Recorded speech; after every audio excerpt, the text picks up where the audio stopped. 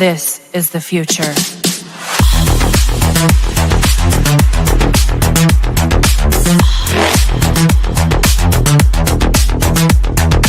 Evolution.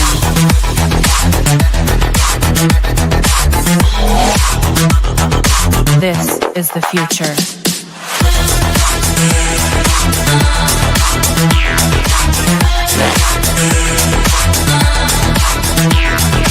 Evolution.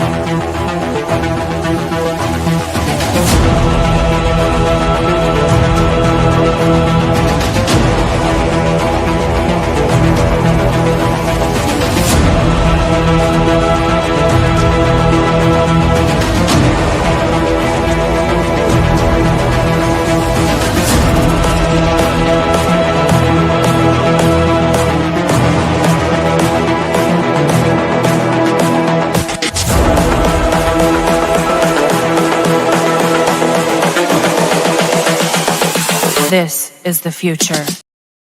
Hey guys, how's it going? Matt from Foulball Productions here. Thank you so much for joining me today. I hope that you're doing well because I'm doing phenomenally. Thank you very much. It's the 55th episode of the MFer Podcast.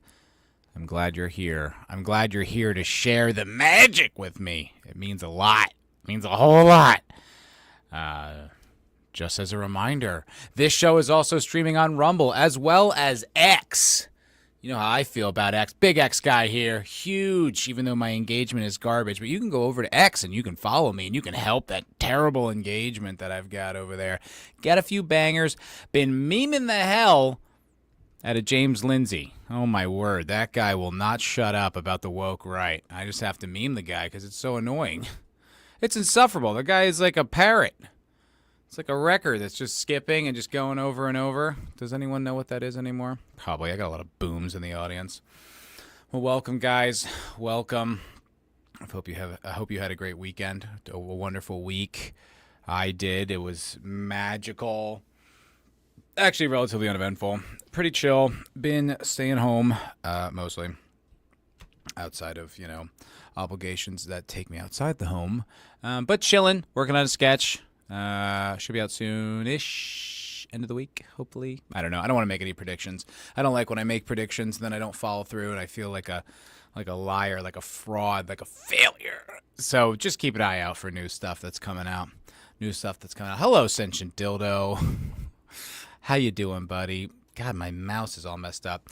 What's up, baguettes? That guy is a culinary enthusiast, okay? He likes baked goods. What can I tell you? This is the future, and then cut to a sad sack that is Matt and will never not be funny. I feel like that. The comedy of that, the humor of that, is at my expense, and I don't really care for that. Sad sack? That's a little strong, don't you feel? God, this mouse. Something is wrong with my mouse. It won't click properly. It's really irritating. I don't know what happened. I just noticed it right before I went live, so there was no time for me to change it. That's going to drive me crazy for this entire stream. Well, anyway, it's been a kind of a eventful few days. A lot of big stories. I have one story that I'd really like to talk about, but I'm going to get there because it has to do with this very platform and social media in general. But we'll bury that, because I don't know what it is about YouTube, but the first few minutes matter to them so much. Then you can say more or less whatever you want, but in those first few minutes, if you curse, you break the narrative. No good. Maybe they know because most people don't stick around beyond that.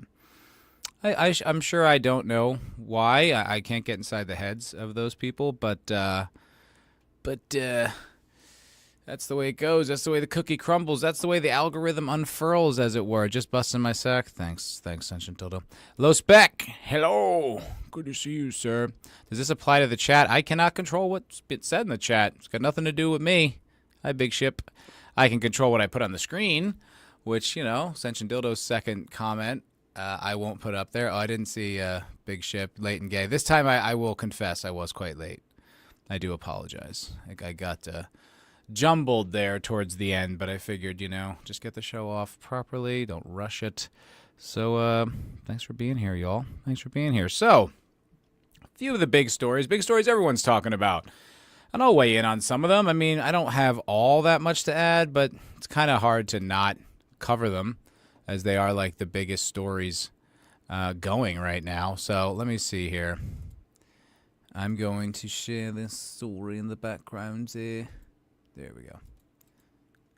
Right out. Okay, so I don't know if you heard, but some wild vigilante went and shot some CEO. A lot of speculation about it, a lot of observations, people weighing their 2 cents. Oh, he was definitely professional because he used a silencer or a suppressor, and he knew how to physically cycle the rounds. That's someone who's had a lot of training. Oh, the way he stands, so on and so forth. Well, guy executes a health insurance CEO. Kind of a lot more support for brazen murder than you'd expect. There were a lot of people being like rah rah. I don't really know how to feel about the whole situation. I think why ain't you in Vid's chats, Matthew Trader? I'm a lurker, bruh. I'm a lurker, dude. I love Vidge, man. Vidge is my homie. I wish I could do this show every week with Vidge, but alas.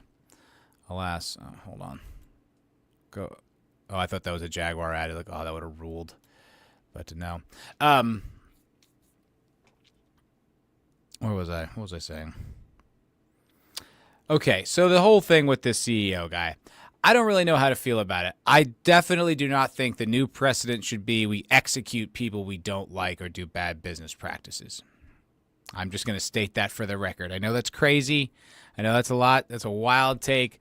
But I feel like that sets a bad precedent. Because immediately you start seeing the memes of Elon Musk with the same situation. You're like, exactly. I mean, then it just becomes people you don't like, people you disagree with. We can't have mass murder of Sentient Dildo disagrees. Well, because of the reasons I just laid out. Also, it's there's a court of law for a reason. Now, granted, it's kind of not a great system at times, and a lot of people skate through, and certainly people with power and influence, and I understand that. But I think the concept is important.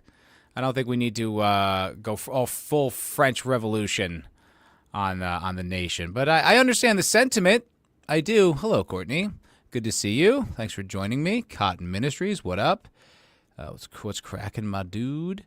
Yes, I know. I understand. But the concept of the court is important. We can't just have vigilante justice whenever it suits us, because that means that that, like I said, the next thing is Elon Musk goes, or it'll be, Trump, or, just someone who supported a conservative politician. And well, he's got to go because he's bad for the country. We can't just start executing powerful people because we don't like them or they do bad things. We need to, I understand how retarded what I'm saying sounds. I get it. You're just kind of like, oh, the most powerful and influential people in the world will just let the courts take care of it. Sure. I'm sure that'll work. Okay, fine. Fair point. But still can't just have brazen, executions. Even in the Wild West, there was sheriffs and stuff. There was some semblance of law, marshals that, ruled over giant counties and thing. We need to change the entire legal system. I would argue, yes. Yeah, that I'm sure. A lot of reform can be done. A lot of overhaul is necessary. There's a lot of things that are flawed. But, I still don't think you should just be executing CEOs you don't like. But I get it. I understand, And apparently, so they may have found this guy. Luigi Mangione, ex-Ivy League student. Was a young kid. 26. He's a tech whiz. He hated the medical community because of how it treated his sick relative, sources say. So I guess he had a grudge, as the narrative goes. He had a grudge with the CEO of this particular health insurance company and decided to do something about it. And do something he did. Censorship said maybe we should make them more afraid of the peasants. Look, there's lots to be learned from this particular situation. You know, I don't think it's cut and dry or black and white. I sure don't. Hello, Ace. Good to see you, buddy. It's like political violence. It sucks all around. Yeah, because it ultimately will continue. It's not like you can't leave the mob to always make the right choice, right? I mean, they're not always going to have the best, not going to always be the most judicious, right? So, you know, we still have to kind of honor law and order. But I understand. I understand the sentiment because, you know, guys like this probably would be able to operate with impunity and harm people, and there'd be no repercussions whatsoever. Hope, you know, maybe subtle shifts in policy and stuff like that. But yeah, I do understand the sentiment. However, I don't know about this story, man. Something seems off. Something about this whole story seems off. I mean, I've heard testimony on murder. I've read true life, true crime murders and such like that. I generally don't feel like your first murder goes off like a sniper. You know? Like, it doesn't say anything about military training in this guy's bio. But he calmly knew exactly where his target was going to be, waited, shot the guy, like double tap, checks, takes off. Like kept the casings on a suppressed weapon with apparently, you know, potentially subsonic, ammunition, and then just fucked off into the sunset. Are you buying that? I'm not buying it. I think. Courtney's saying, "God damn it, mouse! Oh, fuck." This particular health insurance company is my new insurance starting in January. They better not be so bad as for a dude to want to do this. I feel you. Spidey senses tingling. Yeah. It's a little too tighty, don't you feel? And then you see like his Twitter page, and it's kind of everything you'd think the guy would think. And we got the guy pretty fast, you know, got him in custody pretty quick. I don't know. Look, maybe I'm just being paranoid. Maybe I'm just being, skeptical of everything I read. There's just something about this. It just feels like this feels more like corporate espionage, or, you know, someone was hired. But I don't know. Like, I don't know what to think about the whole thing, but I just feel like it's a little tighty. It's like, oh, and he had the weapon on him. You didn't get rid of the murder weapon? Why? What was your next move? To have a shootout with the cops? Like, what are you doing? Obviously, get rid of that. And he was in where? Like Ohio or something? He was like halfway across the country from New York City. So you could have like dumped pieces of that weapon all along your journey out there.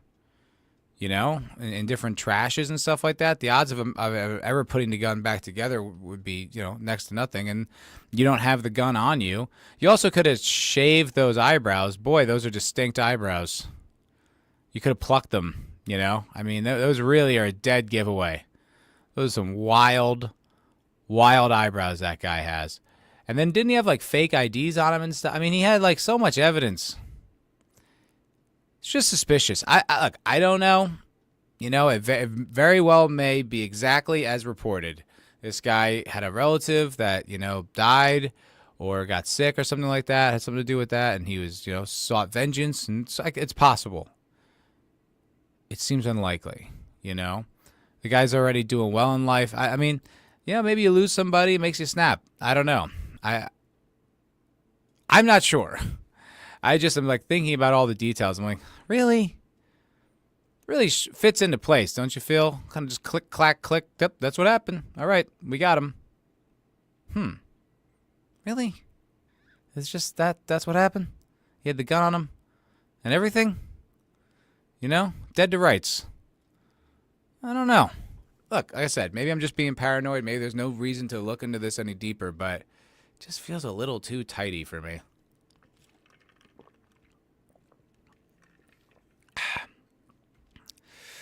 Let me see. Censorship, you saw Shapiro try to link people who cheered this to Hamas supporters? We were howling on Vidges last night. No, that's funny. That's great. No, I like that. I mean, it's probably not that much of a leap, but they're unrelated.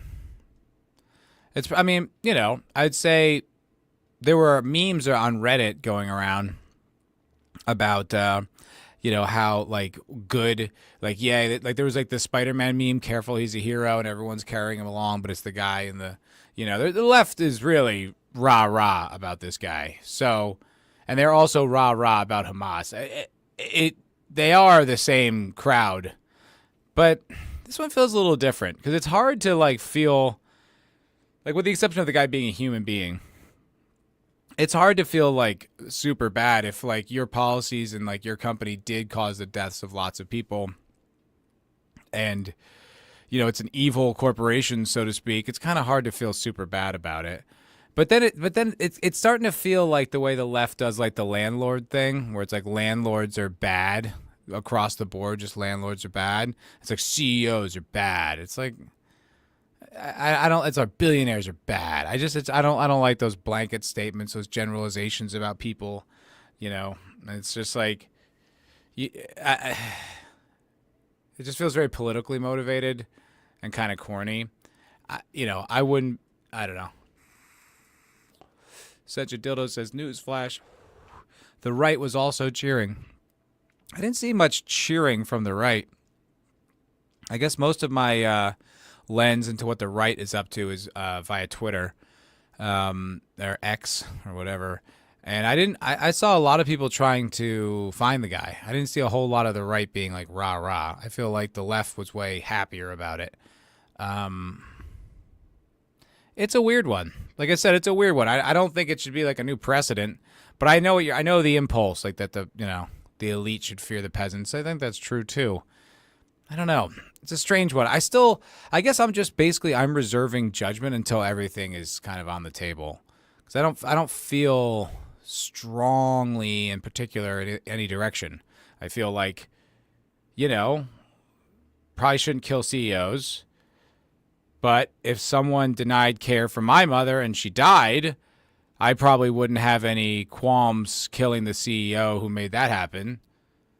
You know what I mean? So, and then like these bureaucracies are so massive and there's so little penetration. You can't get through to them, and they have like these policies. I mean, I remember like when my mom, this wasn't even insurance company related, but my mom was getting cancer treatment years ago, and we went to Sloan Kettering, I think. It's like a really good cancer hospital in New York City, and she had to get treatment, and like the window with which she had to get treatment, it wasn't like an appointment. It was like an appointment window, and it was like, get there at 2, maybe by 5 we'll see you. It's like, you can't text me. I'd have to sit in this fucking office for the next 3, maybe more hours. There's no better way to communicate with your patients. Like, seems a little one-sided. Like, especially in the modern era, it's like, just fucking text me, Like, if they can handle it at a restaurant, right? If I can put my name down in a restaurant and they can text me when it's ready, why can't a doctor do that? It annoyed me. I was like, so we're just supposed to just sit here because, like, the doctor fucking says so? I don't know. You don't follow any right wing on Twitter. Do you even follow me, Sentient Dildo? Are you under like a clandestine? My meme game is fire, let me tell you. Ooh, boy, howdy. No, I'm just kidding. But I didn't even know you were on. I'm surprised to learn you're on social media. That doesn't seem like you. I feel like you'd like lurk without a profile or something, just collecting data for your evil schemes. I can understand the sentiment, Like I said, if it was subjective, if it was me and someone did that to like someone I loved, I could see that, I could see. I don't feel like my mom would be like, hey, yeah, you should totally go to prison for the rest of your life for the sake of me. But I could totally understand. Oh, I doubt you follow any right wing on Twitter. Who are you, like my friend who's like, those aren't real leftists? Are you one of those guys? Like, those aren't real right-wingers? That's like all I follow, I guess. I don't know. I feel like Twitter kind of is like almost a right-wing platform at this point, where it's almost like whether you want to or not, you just see a feed of right-wing information. I don't know. I'm talking about, you're not on social media. Yeah, okay. Courtney, I am unfortunately ruled by the healthcare system. I don't think it'll ever be affordable in my eyes. If you have a rare illness, nothing is affordable with healthcare. No, it's true. It's not a good system. It's really not a good system. And I think one of the things that I understand that Trump wants to do is allow competition across state lines with insurance companies. That's one of the biggest issues. And I think that's the thing. I feel like there's got to be a free market solution to all these things. Like the insulin problem, right? Where it's you can't get insulin for, a reasonable price. It's you can't compete with international companies. You can only do with big pharma companies. So it's kind of like a government enforced cartel a little bit. I just feel like there's got to be a competition-based solution for all these issues. And they are serious. They're genuinely serious issues. I mean, it's not okay that healthcare is unaffordable. I can understand it costing money, much the way car insurance costs money or rent costs money. I don't think it should be free necessarily, because it's there's healthcare workers that need to get paid, and medical tech that needs to get innovated, and some prescription drugs and stuff. That doesn't fall out of the sky. People make that and should be compensated for their efforts. But I mean, medical insurance is so expensive, even for the worst programs. I don't have medical insurance. I probably should, but I don't. And it's so unbelievably pricey to have just even the worst plan, and it doesn't cover anything. So it's not a good system. I am not pro America's healthcare. I'm not it works. I don't think it works, but since it's not subjective, since a family member of mine was not harmed by this particular insurance company, it's kind of hard for me to be that guy's a hero. Plus, I'm just suspicious of the entire narrative. But I'd like to see how it all pans out. I'm curious. Maybe I'm being too reserved here, but I just think it's the right move, because if something strikes me odd with this whole story, the whole thing seems fishy. My first thought when I saw that was it was a corporate hit, or something like that, something political, some kind of political opponent. I don't know. I really don't know. I'm probably not the best person to be talking about this particular subject, but it's one of the biggest stories of the day, so I had to talk about it. There is, but not until it hits generic, unless you want to put laws into place stopping Big Pharma from lobbying both sides of the aisle. Wah, wah, wah, wah, wah, wah, wah. Yeah. It's a tough one. I don't. When people say that, it's they shouldn't be able to lobby. It's well, should you be able to lobby? It's yes. It's well, why can't they? I don't think it's a good system, and I think our politicians are cowards and weaklings for the most part. I'm really optimistic about this administration that's moving in, but yeah, no, they're pussies, and they harm the American people for financial gain all the time. I think that's gay, but it's democracy, man. It's certainly not perfect, We got to be able to petition. I need to be able to petition the government. You need to be able to petition the government. You need to be able to participate in government in order to, speak your mind, have your voice out there. So it's a tough one to say, no, legally you cannot lobby. It's just, I don't really know what the solution, but that's why I'm just kind of well, if we limit the amount government can even get involved, then there is no problem. Then there's nothing for them to lobby, right? If they can't be, if it's got nothing to do with us, I don't know, figure it out in the free market. Don't break any laws, provide a better product. What do you want from us? We're just, we just make roads and build armies. The rest is up to you. I don't know. I mean, I just feel like that's probably a better solution, but I don't know. It's so funny. It's the older you get, the more you learn about things, the more you realize you don't know anything. Courtney, I know that Medicare is something I worked to pay into my whole life, and I have the most ridiculous co-pays, more than I ever had. Yeah, Medicare sucks. Medicare's a terrible system. We spend more on Medicare than we do on the military, and it's just waste, bureaucracy, bloat, bullshit. It sucks. My mom's going on Medicare, and she is not thrilled. Not thrilled. Ace, I think a targeted murder is unsettling, even if this isn't part of a bigger plot. Yeah. Like I said, we can't just start having vigilante justice, Where's it stop? Where's it stop? What if you get it wrong? What if it wasn't that guy and you just killed an innocent dude because he looked like the CEO you thought it was? I know we're all kind of being hyperbolic here, but we can't have this system. Can't be executing people just because you don't like what they did. Best thing about it is that shooter's name is Luigi. Oh, that's what the Luigi memes. Got it. I saw a tweet about that, and I was like, why are the Luigi memes going to be fire? It's like, yes. Don't have billions of dollars. I don't have billions of spare dollars to exchange for serious influence. No, look, I'm not arguing. I'm not being like, hey, respect your betters. That's not what I'm saying. I'm just saying it's like free speech, right? I need to be able to have it so that you can have it so that other people can have it, right? It's like if you don't like what they're doing with their free speech, understandable, but that's the price of you having that right. So that's what I'm talking about with lobbying, right? It's like I can lobby the government. I can go do that. Obviously, I won't be paid handsomely to do it like the big pharma lobbyists, but just simply being a lobbyist is just talking to the government. It's the government that shouldn't even be allowed to intervene on these things, which I think is the problem, which maybe is one of those kind of like idealistic points of view or solutions. But I do think that that's really more. How's that going, Matt, petitioning your government? We got the God Emperor in, okay? I feel pretty good about it, bud. We got the most like anti-government cabinet in like the history since like the fucking founding fathers. You know what I mean?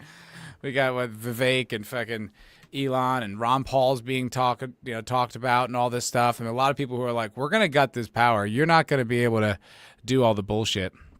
Hello, Zach. It's good to see you. I think I saw the lovely Sherry dropping in too. Yes, hello, lovely Sherry. Good to see you. Look, I don't think, even Trump, I don't think Trump has a magic wand. But it's the most optimistic I've ever been for a candidate, and I feel like it's got a lot of, inshallah, it's got a lot of potential, to truly get rid of some of this institutional power, at least for a while. Boy, I was watching a disturbing podcast earlier. Everything we're talking about is why I'm unaffiliated. I don't trust or have faith in Big G whatsoever. Yeah, Big G's always going to fuck everything up, man. They stink. They blow. All right, is there anything else on this Luigi fella? Like I said, I don't know. He hails from a wealthy, well-known Maryland family. That's also why it's fishy to me. Some kid with money and influence is just going to throw that all away. What's this, his Batman story? I don't know. It just doesn't read correct to me. UPenn prep school valedictorian? Is he from Jersey? Oh, shoot. It just seems, it's too tidy. I'm not buying it. I don't know. Something feels very off about this whole story. It's just like, it seemed like he had a lot to lose. Maybe he just snapped. I don't know. And it just says family member. I don't think they've got into, like, which family member he lost. It just seems very suspicious to me. It just hated the medical community because of how it treated a sick relative. That's all it says, a sick relative. He must have really loved that sick relative in order for him to, like, go kill a guy and basically throw away the rest of his life. He's 26. 26, 13 years younger than me. You know what I mean? Like, that's a young man. He had a lot of time left. Probably not now. Now he's just spend the rest of his time in jail. So, I don't know. Just seems fishy. I don't know. What do we say? No. Just some epic eyebrows. Indeed, those are epic eyebrows. Ace, Luigi thinks he's so rich he thinks he's untouchable, thinks he's so smart he can get away with anything. I guess that's possible. It's possible, but it doesn't seem like he had a very good plan. He was hanging out in a McDonald's trying to use their public Wi-Fi. It's not like he mapped out his escape, right? What did he think was going to happen? I don't know. Hello, Jake Diesel. Good to see you, sir. Good to see you. That's probably because it's all bullshit. That's kind of how I feel. Maplewood, shit's that close to Englewood. Englewood, always up to no good. I know all about it. Know all about it, brother. Know all about it. All right, moving on. like I said, I don't know. I'll keep tabs on that story. Maybe I'll talk about it again. I don't know. I'm suspicious about that particular story.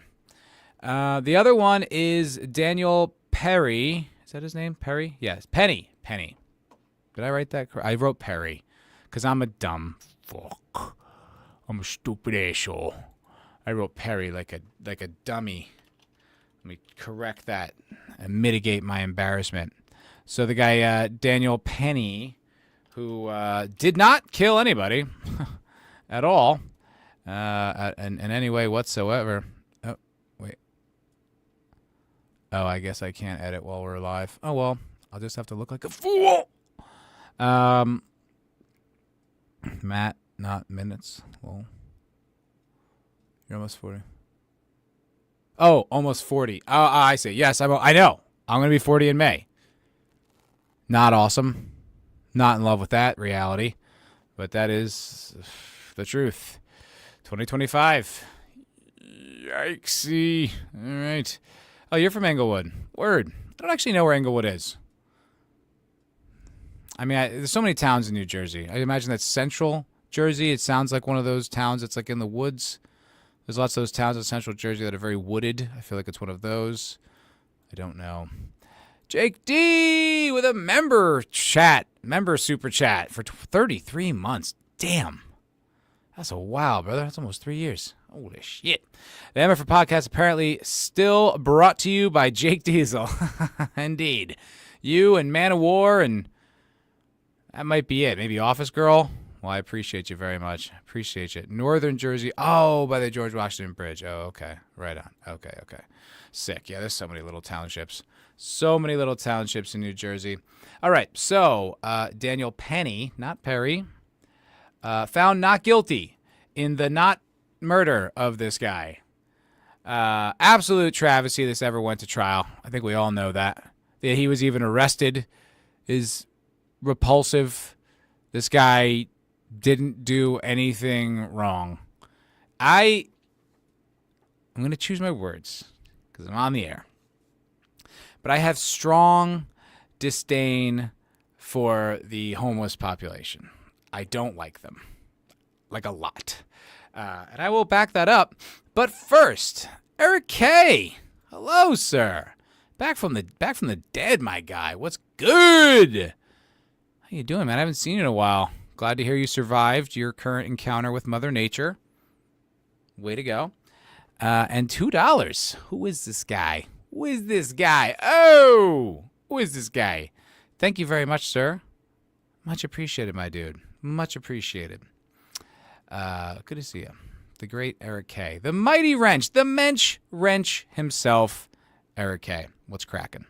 What is cracking? Oh, see, Censorship, this is why you got to get on social media, get up to the date on the news, brother. But it's comments like that that make me feel like, oh, just because everyone's talking about it doesn't mean literally everyone knows. It's just kind of all over. Anyway, yeah, so this guy got acquitted, charges dropped, the whole thing, and it should have never, ever, ever happened. I mean, there was evidence they collected on the day. Like the interesting fact that the guy was still alive when the paramedics got there. So he didn't choke him to death. Much like George Floyd, he was not killed by that other man. This was a drug-related death, as was the George Floyd one. Big time, as proven by the coroner. Yet that guy's still in jail. Derek Chauvin, still in prison. But luckily, Daniel Penny skated on this one. And, of course, he should have. And then everyone was like, there's a lot of people are happy. Obviously, he's out free. I'd be fucking thrilled. Oh, right. The whole reason I was going to talk about. Yeah, he died in the hospital from a drug overdose. He'd been arrested like 40 times. He was 30.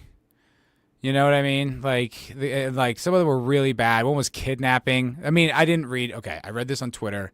I did not do any follow-up research on the sources. So allegedly, because I don't know for sure. One was kidnapping like a 7-year-old. 2 were like punching old ladies. I mean, guy's a scumbag. You know what I mean? He's a low-life dirtbag. And I used to live in New York. You'd see these guys all the time on the subway. Just non-contributing, like demons, you know. I saw them in LA and just setting up in these encampments. And of course, they're here in Austin too. I used to work on a bar on 6th Street, which if you don't know is a stretch of like 50 bars, just all bars on either side of the street. And I'd get there during the day to set up the bar. And this is like, that's when I encounter these bums. And every single day, these like stinking, crazy, often naked, drugged out, lunatic zombies. They're like, hey, give me money. It's just like, I really created, like, I hated them. I started snapping at them at times. Like, no, I don't. I'm going to work. Leave me alone. Like, I used to really be not cool. When I was like young and like a liberal, I was like always like, oh yeah, man, you need money, and it's just like, no, I don't have any sympathy. So even if Daniel Penny did kill this guy, I'd be like, I don't care. That guy was a scumbag. He was like tormenting people on the subway, saying he was going to kill people. I was on the subway one time and this crazy homeless guy just started freaking out, losing his mind. And he was a giant man. He looked like Black Hagrid. Huge dreads, all gross. Started screaming at me, said something racial to me, like this white motherfucker here or something like that. And then he threw papers all around. And I had my leg, my foot like kind of like over my left knee, And then like when he picked up his papers, he like knocked my foot up and off, right? And I almost snapped. But I looked around, and there was no one that could have possibly helped me. There was like an old man, like an Asian woman. I was alone. I was completely alone. If shit went down, it's just me. There's no backup. And I just let it go, and then nothing happened. The crazy man just... But like, very easily could have... he did touch me. He made physical contact. And it's just like, I don't think we should have to suffer these people at all. It's not my fault that they're nuts or drug addicted or both. I don't give a shit. I just don't, because I don't really see the innocents. I don't really see the down on your luck victims of capitalism. I don't see it. I see monsters, animals, and I'm sorry I don't have sympathy for them, but I just don't. And I don't care. And the idea that there's some racial narrative here is absurd. We obviously all know that. But these guys are they're demons. They're like little imp monsters you have to deal with. You got to bob and weave around while you're just trying to go to work and be a productive member of society. And we're all supposed to like subsidize these guys' lives. I mean, like when I first moved to Austin, there's a street out here called Riverside. And, there's each way. And in the middle is like a grass, like median, And it was, when I moved here in 2021, packed with homeless people, trash, tents. I was like, why did I move to Texas? I had all that in California. I could have just kept that. That was fine. And luckily, about 6 months later, they passed a no public camping law, which we know what that is. But so they got rid of them, cleaned up the trash, and they're not there really, except they're always around, but it isn't like flooded with the people. But you'd look at the encampment, and it's like there's porta potties, there's running water. I heard in LA, in San Francisco, they have Wi-Fi. You're subsidizing their lives. What the fuck? Why? If for no other reason, if they were just wonderful, industrious people, it's an eyesore. It's disgusting. It's trash. It's filth. Just piled up in your city, your very expensive city, by the way. Progressive cities are extremely expensive. So I'm paying extra money so that we can subsidize these dirtbags' lives. So what if I just don't feel like I want to go to work and I just want to get drunk all day? Where's my money? Do I get to do that? Do I have that like entitlement? Like it's insane. Like it's crazy the way people in this country deal with homelessness. Sentient Dildo, shout out. You recommended a book called San Francisco, and I highly recommend that. I think it's a great read. Michael Schellenberger, about why homelessness is so ubiquitous in these progressive cities, why no matter what they do, it doesn't seem to get better, and why you're racist if you have a problem with it. Kind of kidding, not really kidding. But I just don't have any sympathy. I knew exactly what this was the second I heard the story. I was like, oh yeah, some rampaging bum, bothering everyone on the subway. And this guy stepped in and did what, no one else would do. And God bless him. He's a fucking hero, man. I'm glad. I hate them. I don't like them. They're gross. They stink. They're monsters. Dangerous. Good for Daniel Penny. He's a good guy. It's Eric K. making it rain on me, baby. Let's go.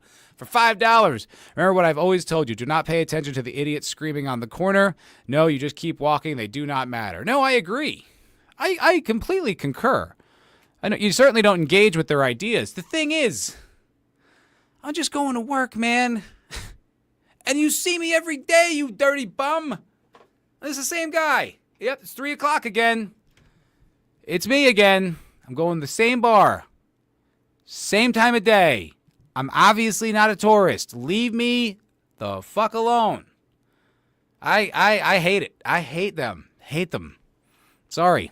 Maybe that's harsh.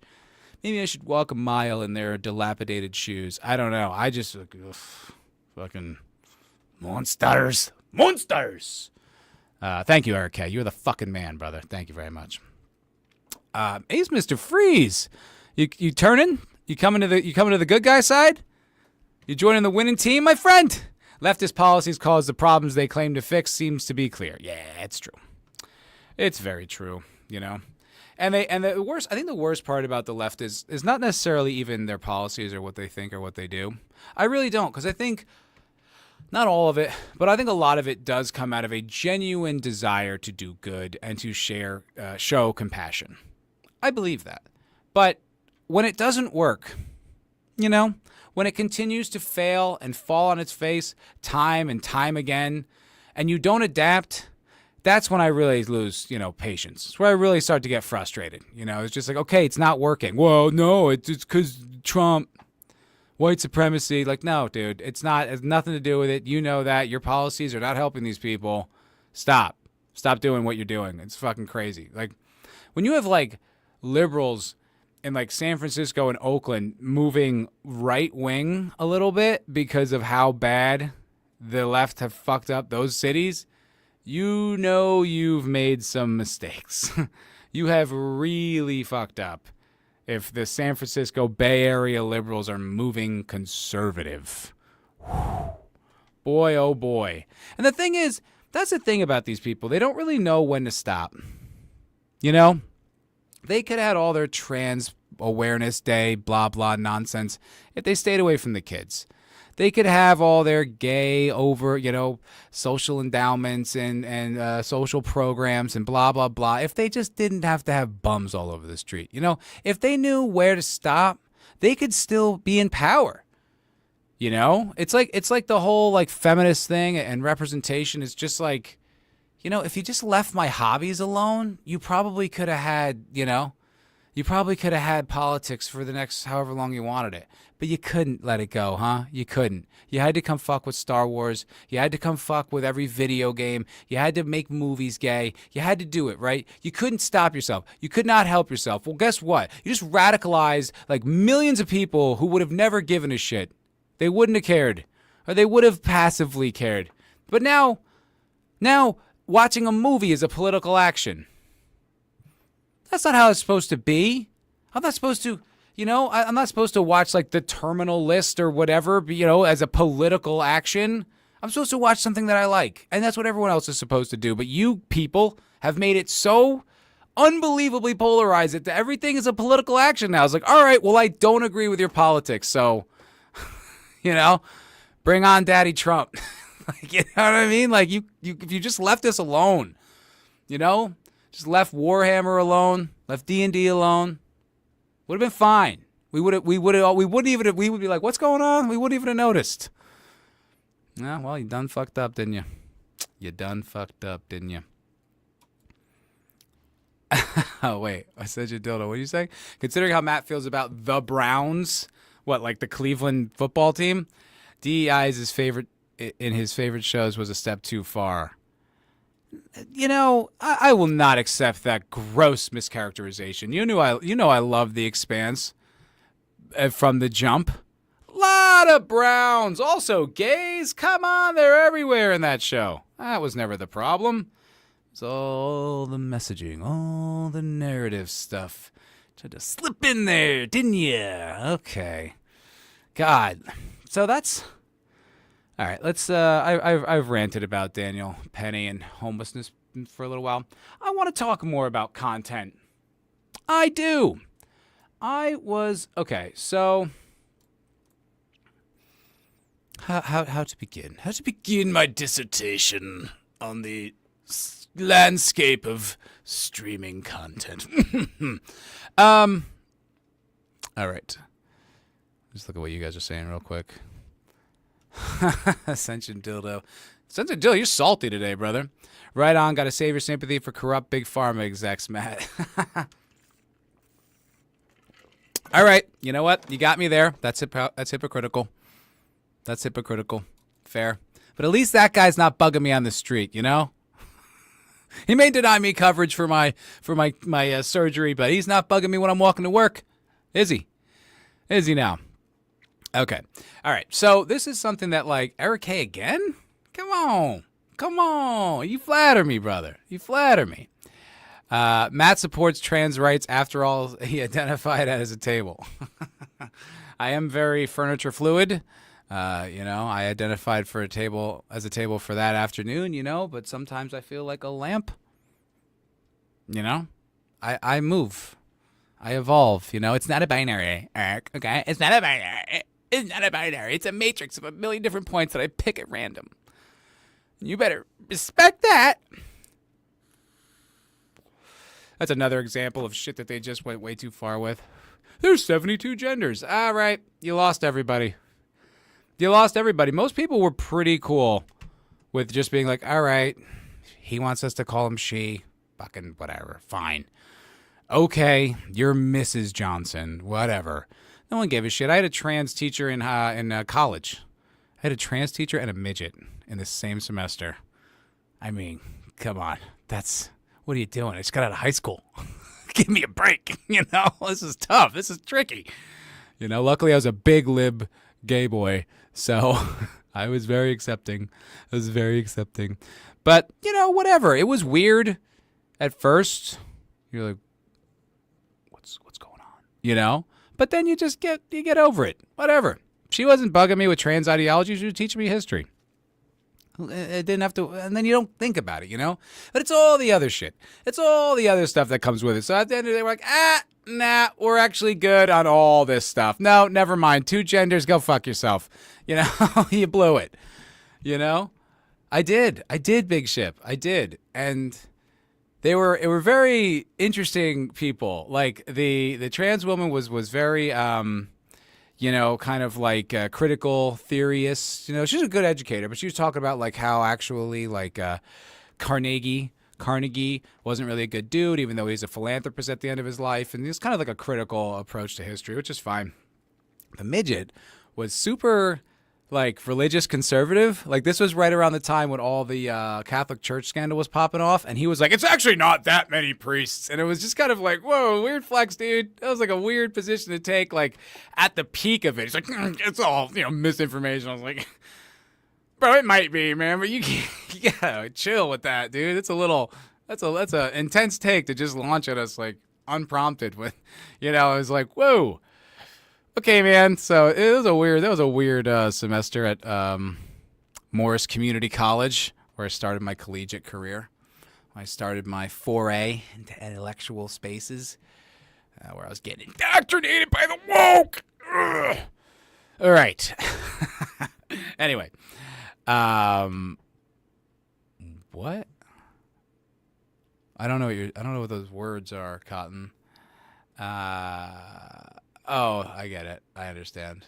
I had. Big Ship. You're clever. Pretty funny. And God made the dude a midget.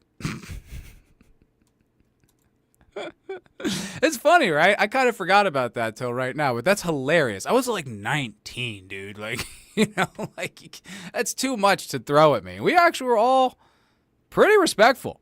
We didn't somehow, with all the propaganda we had been receiving, from the deep white supremacist hateful nation that we all grew up in, before the leftists took over and taught us really how to think. We all didn't, beat them and throw them on the fire. It's amazing. Well, thank God. Close, because the next time it sure would have. Unbelievable. Eric K., he was not a good dude. He just laid it all on Frick for... You guys must be talking about something else. I don't know what you're talking about. Okay, so, speaking of her hobbies, speaking of them going too far, I was browsing, articles today. I was on IndieWire. I just go there every once in a while just to check it out. Sometimes they have good stuff. Not always, but sometimes. And I saw this, the Lord of the Rings animated show and the War of the Rohirrim, adult cheap. And they say, they're not actually praising it, so, props to them if they're actually saying it sucks. But it says, a dull, cheap-looking anime prequel goes back to Middle-earth. Okay, so you read that and you're kind of like, it stinks. And I didn't really have any high hopes for it at all, But that is exactly what I wanted to talk about. And I find that almost worse than, watching something and finding out that it's, gay and woke, Like, put a chick in it, make her gay. That is... It's worse that I'm completely, apathetic to, anything new. I don't care. And I feel, just tuned out. There's that new Dune show, Dune Prophecy. I don't know. Haven't watched it. Even shows that, I feel completely apathetic to the landscape of streaming content and new movies and new TV. I'm like an old man. I just want things that I already know are good, and I don't really want to investigate new stuff. And that is crazy coming from me because I spent, my entire 20s and a lot of my 30s, watching all types of stuff, watching, Scandinavian art films and really abstract, The Brand Upon the Brain, if you've ever seen that with, what is that woman's name? I can't think of it. It's a fucking bizarre movie about this island and orphanage, and it's all abstract. It's Lynchian, but even more opaque. All the David Lynch stuff and TV shows and movies, and I listen to commentaries and read books. That's the shit that I was really invested in. Now I'm just I don't trust any of it.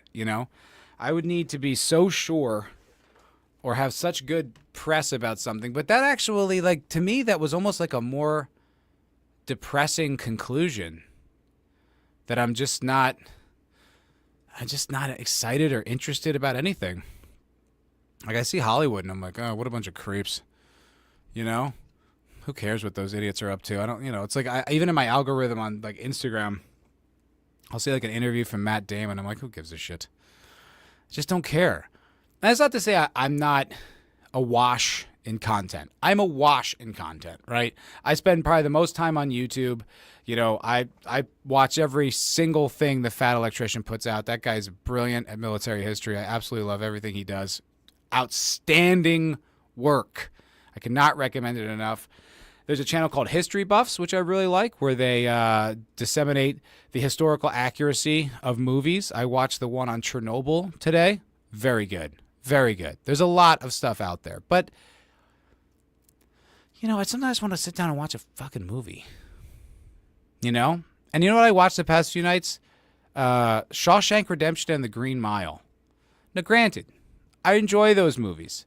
I do find them to be, if you were to scrutinize them, they're a bit romantic. The prisons, for the most part, seem kind of like a cool place to be, and I feel like prison was never like that. So it's romantic a little bit. But for the stories they're telling, I think it's totally fine. And I can't help but find myself caught up in them. So, if you think I got bad taste, it's fine. You could say that. But I like those movies. And, really interesting stuff. Glazed and content. Shut up. Eric K., love History Buffs. I've been meaning to watch the new one. Yeah, it's great. Really good. He's so detailed and thorough. He gets a little spurgy sometimes about stuff, like in The Patriot, the movie, the Mel Gibson's The Patriot. He really the British were never like that. They didn't actually do that. It's dude, shut the fuck up. Whatever, man. And then he does one where I think it was with Dances with Wolves, and he dedicated the last 20 minutes or something about the pipeline and how the Native Americans were all pissed off about it. And it's just shut the fuck up. I didn't ask for your political commentary at all. Just tell me about the historical accuracy of this movie or not. But that aside, it's honestly a great channel, and he animates everything, which I really find. I mean, I can't imagine how much work that goes into, and the writing and all the research. It's really, really good. I watched one about Marie Antoinette after that. Really, really good stuff. Yeah, I'm good watching a podcast, Hollywood Blows. Yeah, but that sucks. That sucks. I don't like that. I don't like that we're just like, well, whatever. If there's nothing good, well, I'll watch old movies and fucking YouTubers. Like, that's cool and all. I mean, like, I get it. You know, hey, thank you for y'all being here. But, like, it's just, that's sad, man. That's, like, disappointing, you know? Like, I was thinking about, so, like,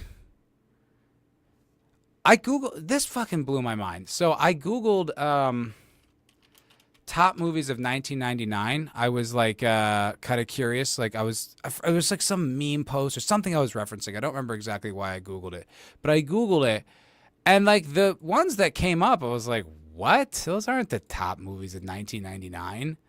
Like something's going on with like even the movie algorithm. Like if you see it, it's like The World Is Not Enough, which I think was the Bond movie that ended Pierce Brosnan. Let me see if I can zoom in a little bit so you guys can see these.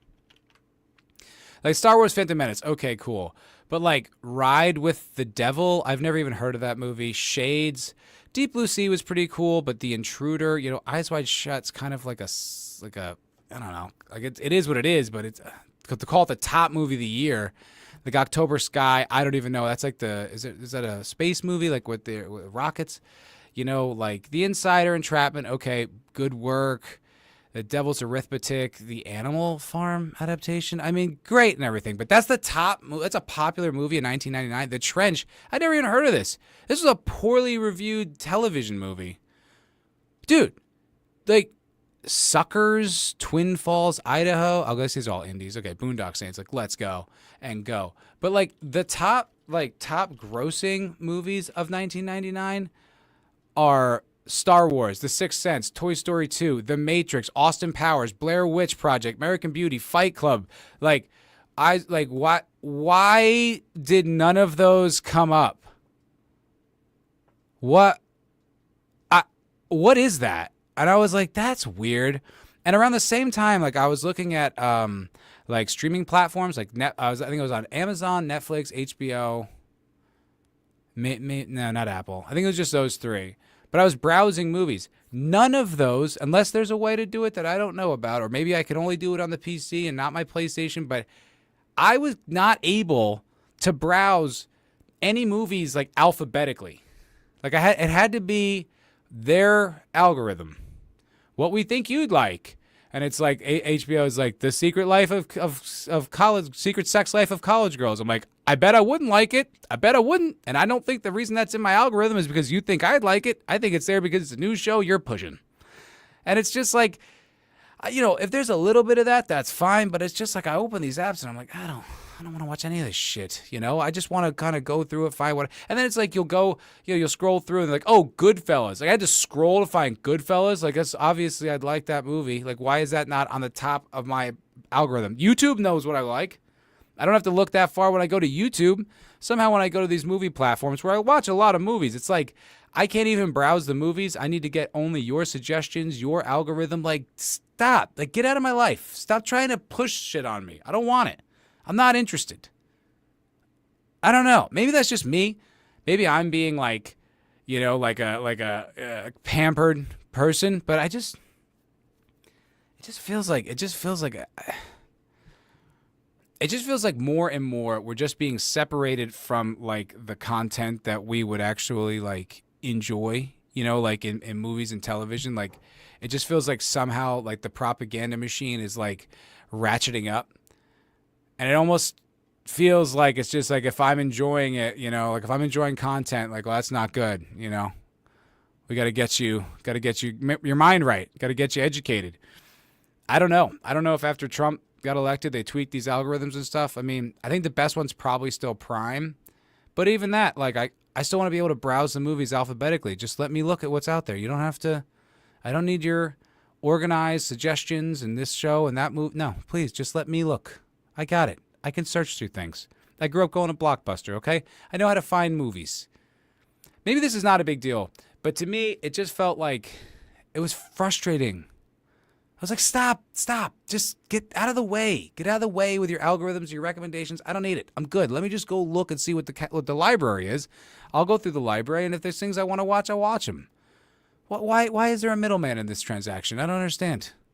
If you're making it easy for me, fine. If every time I open that, I'm like, oh, a new thing I'd like to, I haven't seen that movie in a while. But I feel like I got to go find it. Like I gotta go dig through your algorithm. It's like, this is not helpful. So just give me a library organization. I'll go through it. I don't know. Maybe this is just someone who's just like lives in a world where everything's too easy, and you get Uber Eats and you Apple Watch and everything's like da, da, da, da, and there's no lag on enjoying things. Maybe that's what this is. But I just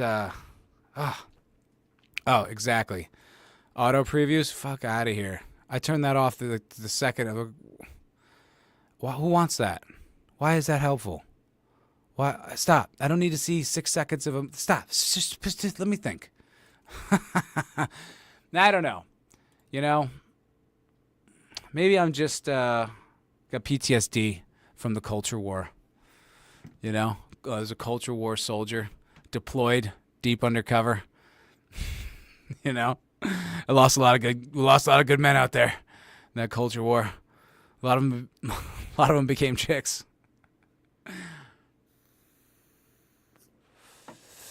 I know, said you dildo. But the reason I bring it up is not because I'm like, oh, these things don't function the way I want them to function. I feel like there's some propaganda in here. There's like some kind of like, no, you will watch this. Do not watch the things you actually enjoy. Watch the show about girls, powerful women, and different races. Just like, if it was good, I would. It never occurred to me. That shit never crossed my mind. If a movie looked cool, it looked cool.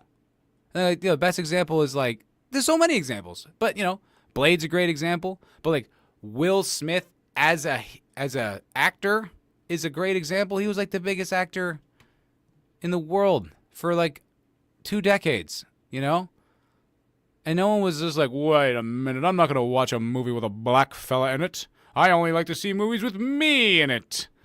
Never felt that in my life. Never crossed my mind. Never gave a shit ever. Until you made me gave a shit, I don't know.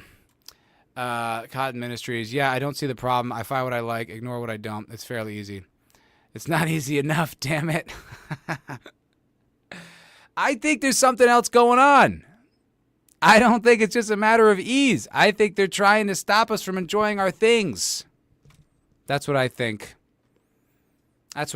Maybe maybe this is a crazy take that I just went on for about, I don't know. It just bugged me, man. It just felt like there's something going on with these algorithms. Like, why, when I Google the top movies of 1999, are you showing me this fucking horse shit? Why are you not showing me the top movies of 1999? Why do I need to dig? Just tell me, it's a fucking search engine. Are you not capable of like the one task I'm asking you? Don't push these movies I'm not interested in. Doesn't even matter if I'm interested in. The top movies are the top movies. They're the movies that made the most money that year. Most popular. The biggest franchises with the biggest legacy. Those are the top movies. Just show me that when I fucking Google it. What the hell is this? Hello, listless receptionist. Good to see you. What's cracking? I like your new avatar. I don't know. Maybe like I said, maybe this is like literally just first world problems. I'm just entitled, but I just feel like something's going on. And I feel like I'm the only one saying it. I'm on to something here, boys and girls. I swear to God, man. I swear to God. I did try a new show. This was a friend recommended it. It's an animated show on Max. Is HBO still a thing? I think HBO's on HBO Max. Let me see if I can play the trailer. I'll admit, there is like some really good. Oh, that's a sponsored link. Okay, I was like, well, I'm about to prove you guys fucking wrong. I'll admit, like, the visuals are really something in this show. I think it's really like a unique like visuals on the show, and I tried to like it, but my fucking conservative right-wing brain just like wouldn't let me notice that like all the male characters in this show are like They're either weak, like that guy, like weak kind of pussies, or like overly emotional, like kind of man children who just like, oh, yeah! They're like emotionally abusive and stuff. So basically it's like, it's a science fiction show. I'm going to pause it just so I don't get claimed. It's a science fiction show set, I don't know, like way far in the future. And they're orbiting this planet, and then something happens to the ship, something with like their, whatever, and they all have to eject, and then they end up on this planet like disconnected, and they're all going to try to get the hell off. And this is a crazy planet. And the art, I think, is really cool. It kind of reminds me of like Miyazaki-ish. Like that guy Miyazaki, like Studio Ghibli. Because it's like really unique and interesting, like wildlife and like a whole new wildlife biome. And like it's really beautiful and fascinating. But I just couldn't, without, like the male characters were just so disappointing. They were so like weak and uninteresting, and like the women aren't, and I know like maybe it's petty to be like, but I was just like, damn it, man, like I want to enjoy this, but you just can't show us a modicum of respect. It's hard for me to stick around. Give me a hero, for Christ's sake. Give me someone I want to watch. Listless receptionist, cute alien. Yeah, not till you see what this alien does. It's actually really creepy. So that alien has like this big bulbous dome, and it can kind of like psychologically manipulate you, and it like you think you're somewhere else, like with like a loved one, and then it like vomits this black ooze into your mouth, and then you become like its slave. It's kind of cool. Vex loves this show. I wanted to love it. I watched about half the season. I just kept feeling like demoralized by the fact that all the male characters were so bad and weren't growing. They almost seemed to be getting worse. And that's just what I mean. Like, just that kind of like just detached apathy that I have for just the landscape of media in general. I almost want to just, take my ball and go home. Just watch movies from the 80s and 90s, play video games. Like, I just don't want to play ball. And that's a bummer. It's a bummer, What do you... Oh, they love... Gucci loved it. Was it positive? I tuned out after the sperm aliens rocked up. That's funny. I didn't love it either. Sex. I didn't hate it either. I just like... Just apathy. Just more apathy. And I don't like that. I almost kind of miss the days of like watching something that was, made me mad. You know what I mean? Where at least like Censorship says, I love the art style. I'm a Mobius fanboy. So, oh, that's right. You are. Yeah. Hey, check it out. Maybe you like it. Maybe you'll find it really interesting because the art style is cool. I think it looks great. And like I said, the conceptualization of the world they build is really something else. It's just the characters are just not... It feels biased, it feels slanted against the male characters and not like in a way that is even kind of compelling. And it's like, if they all died and it was just guys or girls trying to get off the planet, okay, it's one thing, but you included these men and they're weak characters and I don't like it. And it's like, it just starts to feel cruel. It starts to feel very like negative towards men in general. It's hard to separate that when you're watching it. Just like this feels personal. Like I didn't do anything to you. I don't even know you, lady. Represent men like men, please. Thank you. Cotton. Goddamn mouse. I watched an old Eastwood Western that was labeled as a comedy. Which one? Which one did you watch? I've watched a few recently. I watched Pale Rider and I watched Hang 'em High. Unforgiven. Good movies, dude. Good movies. It was a cool look, but I didn't like any character. That's what I mean. I didn't connect with anyone in the show at all. Like I was vaguely intrigued with like the black girl and the robot that was like slowly getting kind of like the organic matter and changing it. I thought that was like vaguely compelling, but I didn't like her. I just thought the story was compelling because she seemed kind of cold and cruel. I didn't really like her. And then there was like the man and woman dynamic, And the guy, like, he just was always emotional and angry, or just like, it just was he was never in control. She was kind of like, "Oh, this world's so fascinating." He's like, "We gotta go." It just, I didn't connect with anyone at all, and that's just, he lost me. Like, it's cool art. I wanted to like it. It came recommended from a friend. I really wanted to love it, but I just like, can you give me a character to latch onto, please? Glinzer.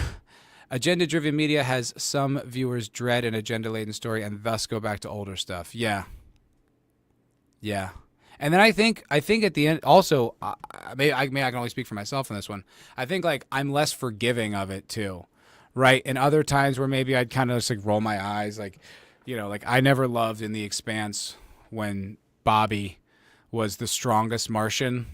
I'm like, I don't care where you grew up. I don't care what changes in the next 200 years. Without chemical enhancements, women are never going to be the strongest. She's the strongest Marine. Really? Come on. She wasn't even particularly ripped. And then she, like, arm wrestles like a mech. Like a mech that can, like, tear through metal and throw things, and you see what those things can do. And she arm wrestles and wins it. I'm like, oh, my God. But that was before. That was in the before times, So I was like, all right, roll my eyes through this and move on. And then it was like, and whatever. That's just like one cringe scene, and the rest of the show is fucking brilliant. But now if I saw that, I might turn it off. Be like, oh, God, enough of this stuff, We're over it, man. We are over it. It's called Two Mules for Sister Sarah, Eastwood and Shirley MacLaine. Yeah, I heard about that one. I wanted to watch all his westerns. That's one of the ones on the list. It wasn't that funny, huh? I don't know why they were calling it a comedy. I mean, comedies don't age well. There's very few that age well. Like, I still enjoy, like, Monty Python and the Holy Grail, Caddyshack, Slapshot, a few classics, Animal House. But for the most part, comedies age like milk. I was even watching, like, Knocked Up the other night, and I was like, this sucks. I thought I liked this movie. I was like, this is lame. Just not compelled by it, Just, like, over it. Mech wasn't powered, though.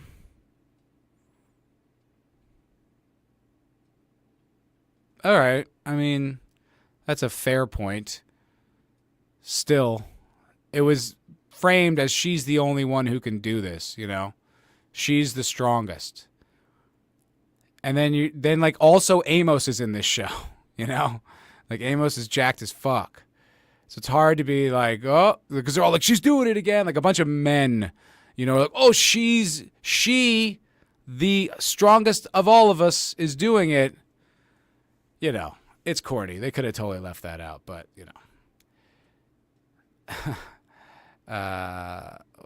Tropic Thunder. Okay, sure. Tropic Thunder. Yeah. The Landman is pretty good so far. It has boobs. I like boobs. Boobs are great. I saw, what's that? Cheery X. What's that girl's name? I saw her boobs today. I can't think of her name. She's like one of those singers the brat girl. Oh, yeah. Right. I heard that's pretty good. That's Taylor Sheridan, right? I'm a little not into Taylor Sheridan right now. I haven't watched Tulsa King season 2. Anyone check that out? Reviews, thoughts, feelings? But the whole Yellowstone Kevin Costner thing, I'm really not a fan of. I really don't like how they handled that character. It felt petty, felt shitty. It's kind of what the whole show was built around. They just kind of betrayed it. What seems for like a personal feud. It's very classless.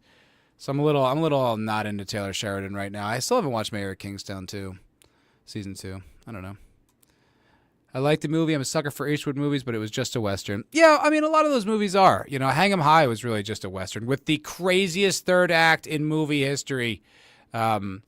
And I don't mean crazy, like that was crazy fun, like insane. You're like, what the hell is happening? What's going on? But yeah, I mean, a lot of them are just Westerns, Pale Rider's kind of just a Western, but I guess it's a little bit different because he's supposed to be like a ghost, like a literal ghost, which is kind of cool. Slightly different. I get what you were saying, though. You can have unlikable characters, no problem, but they have to be compelling. Yeah. Yeah, or like I think unlikable characters like have to develop into likable characters or change or grow or something. I was thinking about this. I watched The Mummy the other night. Awesome. Still awesome. So much fun. Pure camp. The best. But man, Benny, that guy's just there to be beaten up. He has no redeeming characteristics whatsoever. He's just a slimy little dirtbag from the moment you meet him to the very end. He's just there for like O'Connell to just beat up. He really doesn't grow. He doesn't change. He doesn't ever have a noble moment. He's literally just a slime bucket the whole movie. That's all he is the entire time. It's hilarious. Landman is Taylor Sheridan. Yeah, that's what I was saying. That's why I feel like a little hesitant to get there, I don't know. I'd buy it if they could cast someone that looked like the book version. That bitch was 7 feet tall and jacked. Yeah, no, look, I understand that. I know that. I'm not like being like, she didn't look jacked. It's just like, okay, she's 7 foot tall and jacked in the book. I know. But wouldn't also men be tall and jacked in that same universe? Why? What happened on Mars that women are now the strongest of the whole planet? Like I don't remember them talking about anything genetic manipulation. I know what you're saying. I mean, I hear it. I forgive that type of stuff. Like, everyone in the belt is supposed to be tall and skinny. Not everyone they hire can be tall and skinny. You just kind of forgive stuff like that. But it's like, but there'd still be jacked dudes. And the dudes that are like her Marine cohorts, even though they picked kind of like feminine black men, those dudes are still pretty jacked up. It's just, I don't like that. I just don't like when she's the strongest one. It's like, in what universe? That's never going to be the thing. It's like, there's definitely chicks who are like stronger than me. They exist for sure. But I'm not like the apex strength guy. They're never going to be, the strongest person on the planet is never going to be a chick. She's never going to be. So it's just kind of annoying to me. Like I said, I don't care. Bone Tomahawk was a Western that got dark. I imagine you're saying that got dark and crazy out of nowhere. Yeah, I liked it. I didn't love it, but I liked it. I thought it was a good concept. I thought the second act really dragged. I was like, just kind of, let's go, get to it. And then it was over so abruptly in the end. They're just like, all right, we're going to go in there. We got him. Let's go. Movie over. Whoa. Okay. That was a weird third act. Cool scene. Obviously, the guy getting fucking chopped down the middle. Vicious. Holy shit. Violent. But I kind of feel like that guy does that just for the sake of doing it, Which I don't really necessarily have a problem with, but I just don't necessarily like it either. Like, what was that other one? Dragged Across Concrete? I didn't really care for that. I didn't like it. It had been built up so much by, like, Culture Casino and Mad Mardigan. I was like, oh, this is going to be great. I was like, it's okay. It was like fine, but there's that scene where that girl gets her hand blown off, like, and you see it, and it's just like, what was the point of that? Why did I have to? Why do you have to do that to her? Like, why did I have to see that? What was the point of that? She wasn't like a major character in the story. It was like a weird choice. But I don't.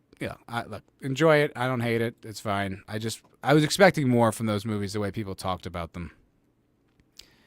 Deadpool Wolverine is all over YouTube for free. Watched it the other day. Not bad. Oh.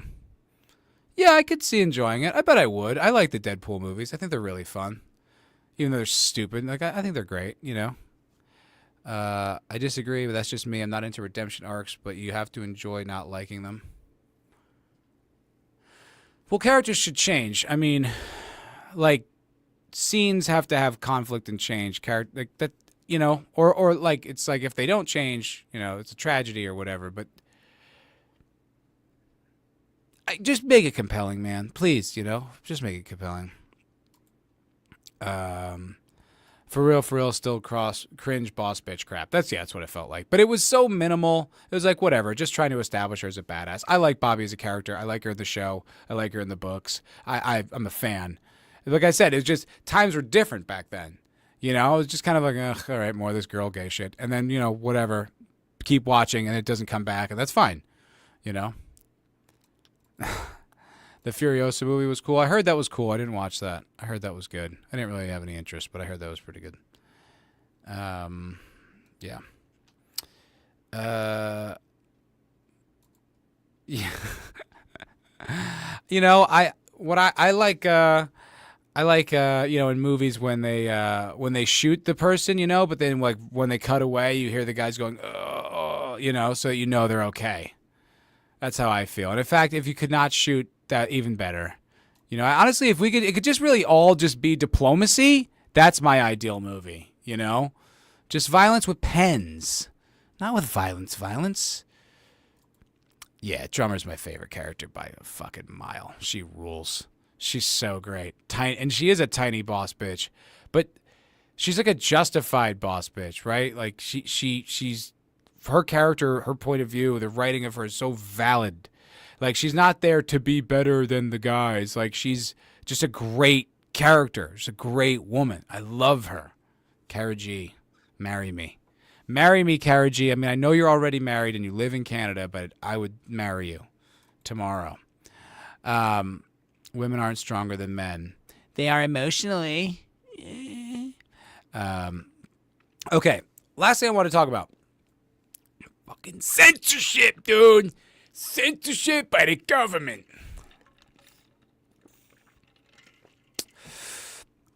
I wouldn't normally recommend this particular broadcaster. He doesn't really need me to recommend him.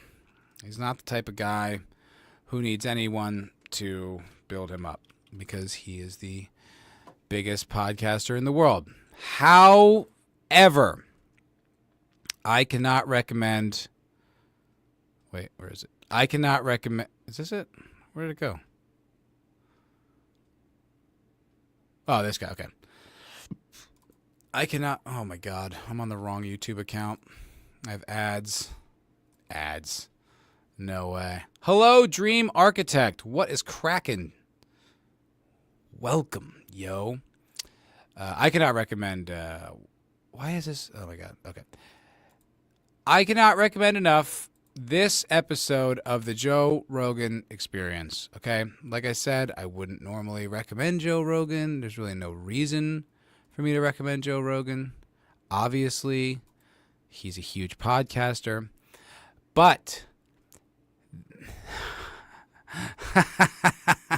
exactly, bro. Bigging him up. So I don't really watch a lot of what Rogan does. I like Rogan. I check him out now and again. I watch the most recent Protect Our Parks, which is super fun. Shane Gillis, Mark Norman, Ari Shaffir, Joe Rogan, all getting shit-faced and having a party. I'm here for that. That's awesome. But the other ones, Joe gets a little chatty. He kind of yaks a lot in ways where you're like, shut the fuck up, Joe. Let your guests speak. I want to get to know them. I know who you are. I want to hear about them. It gets a little, he's getting old. Took a lot of blows to the head. Not the most entertaining guy. Still love him. Still respect the hell out of him. Still think we fucking need him. He's the man. But this episode with this guy I'd never heard about. The only reason I watched it today was because Elon Musk quote tweeted it on Twitter or whatever. He just was good. This episode is fan-fucking-tastic. I am definitely going to finish the rest of this episode when I get off the air here. This guy is, I guess he used to work for the State Department or something like that. He worked on the inside of government. Man, this motherfucker, he lays out exactly how the censorship state exists, how it began, why it's so ubiquitous, who's actually doing it, and it is some compelling, source-cited, fascinating, and kind of horrifying podcasting information. But I do want to what I wanted to say was this, and I thought this was especially because of YouTube, and I feel like I was listening to a stream with Razorfist the other day, and he was saying about how Elon should buy YouTube, and everyone says Elon should buy YouTube, but he's just because this is a frontier of free speech is this platform, and I agree with him on that. And it is very highly regulated. You'll see, any friggin' post or video stream, anything that talks about the election, it's got Donald Trump won the election. It's just what is this misinformation thing you need to do? There is so much in this video explaining exactly why. And it goes a little something like this. So, and it has a lot to do with Ukraine, funnily enough. So the United States, obviously notorious for nation building, back in like the Obama administration, took on this sort of policy of like, basically, if they wanted to take over a nation, they wanted to, invade or regime change or whatever dumb shit the CIA thought they needed to do, one of the things they would do would be to take over their social media kind of sphere and influence it, right? Censor who they didn't want to hear speak, kind of have like the right point of view in that ecosphere so that they could kind of promote, whatever leader they wanted. And that was kind of how things were for a while. They had used all this outer stuff. Well, once Donald Trump got elected in 2016, if you remember, all that misinformation stuff started to skyrocket. Well, they took that same apparatus that was used to basically censor, foreign governments and their social medias. That's when they turned it on us. And that's the world we live in currently. That's why, you say certain words on YouTube, your stream gets flagged, demonetized or fucking algorithm smushed. Why you get those little things, those little banners under, a stream or a video when you talk about COVID or the January 6th or whatever. It's literally, and it's not, what I didn't understand quite clearly before I watched this video was how, like, orchestrated it is. Like, it's not like there's some people in government who like want to, this is like their agenda. This is like their personal thing. This is like a network of really highly funded, powerful NGOs and all these different government organizations that are, either affiliated or not affiliated directly with the American government that are actively, that's their job. That's their function, is to get rid of misinformation. And we all know this. We've known this for a long time, but it is in black and white. Like this is real. It's not like a ghost we feel we could point the finger at. Now, this guy lays out the hard proof of exactly where it comes, where it comes from, what it is, why it exists, where it exists, what organizations, to what end. It is the most important Rogan. It's up there with like when we first met Jordan Peterson, right? When we're like in the thick of all this propaganda and trying to make sense of it. And this guy comes out of nowhere and starts telling, the postmodernist Marxists, the troll demons. Which I don't know, man. Maybe you guys think Peterson's a joke or whatever. But for me, at that time, big deal. Big deal. Peterson, Brett Weinstein, even Ben Shapiro for a little bit. Very short period of time. But this feels right up there with that. Even more piercing because it's like talking about like the state apparatus that like actively exists to censor, and not just in this country, by the way, not just the United States of America, globally, influencing the policies of all these different nations and stuff to censor, to stop the misinformation. Absolutely fascinating and 100% worth your time. This guy, Mike Benz, who I didn't know who he was before, very good speaker, very good at talking for a long time, uninterrupted, salient thoughts, able to organize them, able to list off all these crazy, 3-letter name agencies and all this information, data, points, dates, all this stuff. And Joe just lets him go, which I don't know if you watched Rogan recently. It's not really his thing as much. He just lets him go. It's great. Like, it's really, really great. And I can't recommend it enough. And I think it's actually really important for us to understand this type of thing. If you're curious, obviously, whatever, do whatever you want with your own time. But I think it's pretty fascinating. Let me see here. All right, what do we got going on in the chat? Glinzer, I often hear misinformation, especially from Trump haters, but I never see any specific examples given. Yeah, well, it's anything that goes against the narrative and the agenda, really. It's like if you challenge these things. Like this guy was talking about the COVID stuff and how they already had the social media apparatus in play immediately before there was even the rise of misinformation. Like they knew how they were going to handle it from the jump. And it was orchestrated by, the CIA. It's fascinating, man. It's just so disturbing, but so insightful and so good to know. Seriously, you don't give a fuck? All right. Fine. That's fine. Do you think Elon should build a particle accelerator? What if okay, maybe, right? But what if he builds a particle accelerator, right? Opens up another black hole, and then we go back to the other timeline, and we don't get to have Trump as president? I don't know how I feel about that. But maybe Star Wars won't be gay in that timeline. I don't know. Hard to say. Maybe Harambe is still alive. It's a risk. It might be a better timeline. It might be a worse timeline. I don't know. But maybe we'll get the Shazam movie. That could be cool. I don't know how I feel about going the other timeline, but I'm curious, but what if we can't take it back? What if we can't take it back? What was the name of that space colony show? Silo? Oh! Scavenger's Reign? I think it's called Scavenger's Reign. Let me make sure that's correct. I believe that is accurate. Yeah, Scavenger's Reign.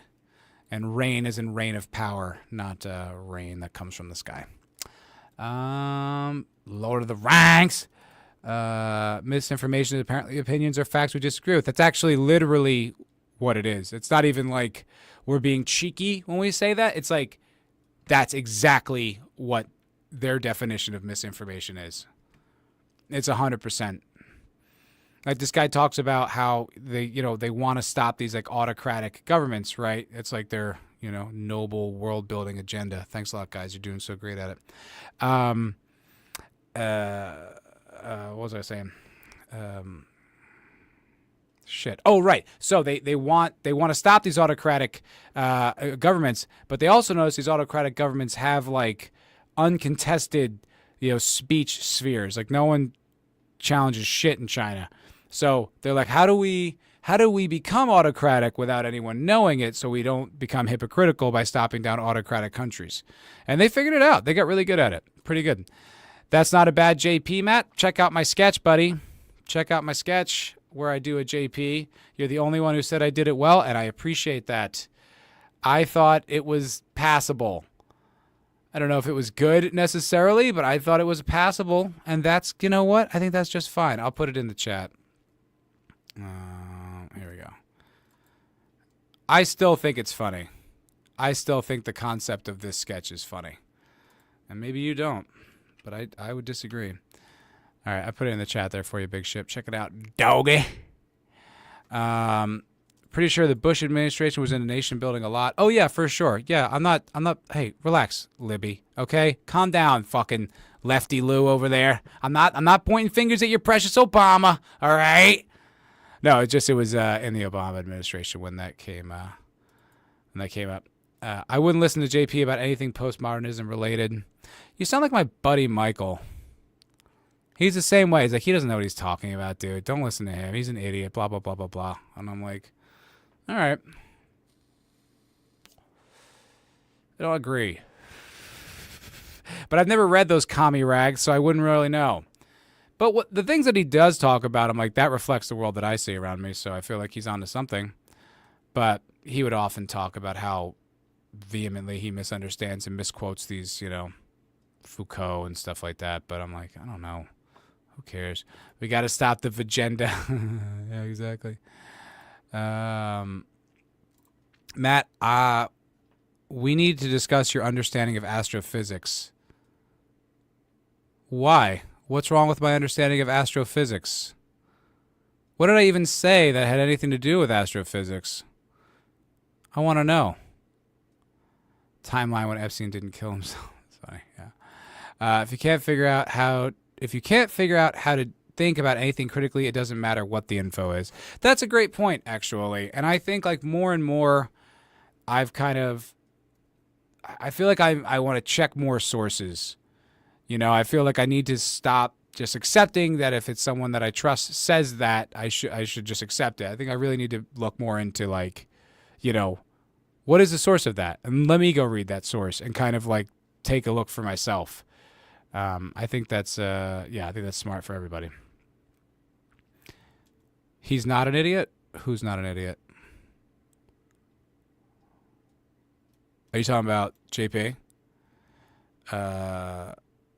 Clinical psychologist. He knows a few things.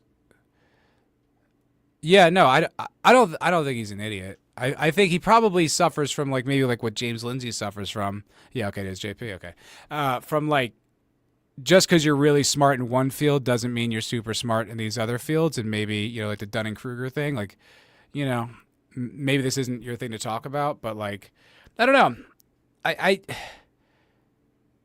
that kind of like always with that grandiose, like the scale of like the things JP talks about, I get a little tired of it. I don't know.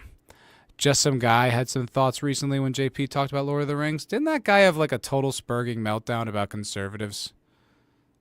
Yeah, that's what I remember. Just Some Guy was just a tool. Checking sources more too. That's smart. All right. Well, anyway, guys, I'm going to leave you on that. I do recommend checking out this podcast. I swear to God, I think it's fascinating. Although, you know what? I didn't check any of his sources, so it could be all bullshit. But I thought it was pretty interesting.